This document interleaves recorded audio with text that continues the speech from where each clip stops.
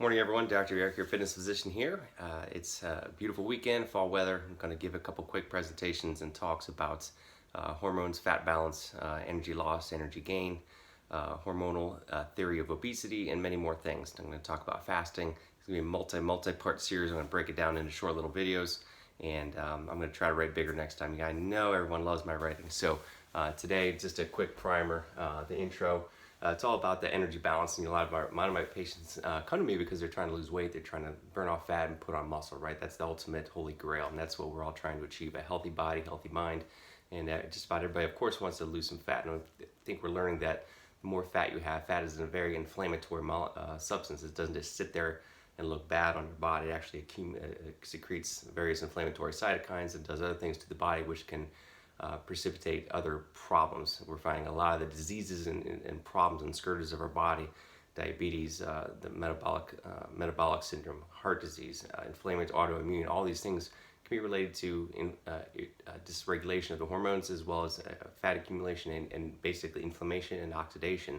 A lot of these things can be controlled with diet, lifestyle, nutrition, and of course proper supplementation, hormonal correction as needed. A lot of it we can correct with lifestyle alone, which is what I always try to do first. So we're finding there's grave importance to correct this and to correct the problem of obesity and inflammation. So for years and years and years, it was taught the energy balance theory, right? It was all about calories in, calories out.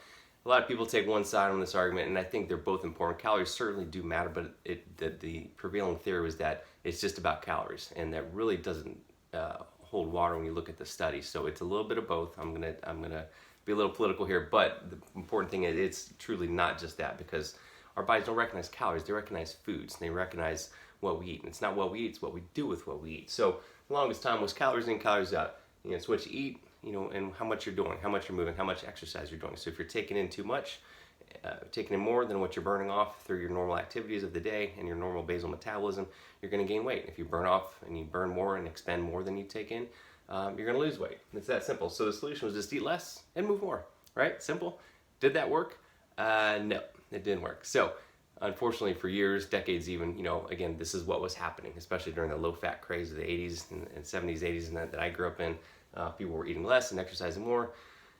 They didn't lose weight. And now, unfortunately, the Western society is even fatter than ever, especially since this post-craze of the whole low-fat theory, of course, which turned out to be a big fallacy. So, this is just a very simple representation of a more accurate graph, but basically people with a normal diet, kind of fluctuate on their weight, end up, kind of flat.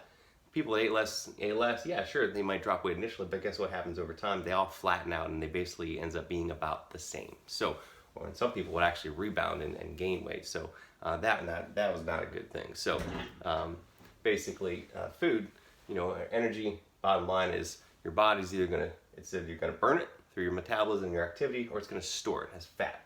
So what dictates that? And again, in the old days, it was just about how much, what you did, but it's not the calories. It's what the body does with those calories. So and it's, like I said earlier, it's not about what you eat, it's about what your body does with that eating. That's controlled by hormones. And no, I'm not talking about just testosterone or estrogen, things like that. Other hormones too that don't get talked about as much. I'm going to talk about these on future videos. So that's part one. So stay tuned for part two, guys. Talk to you soon.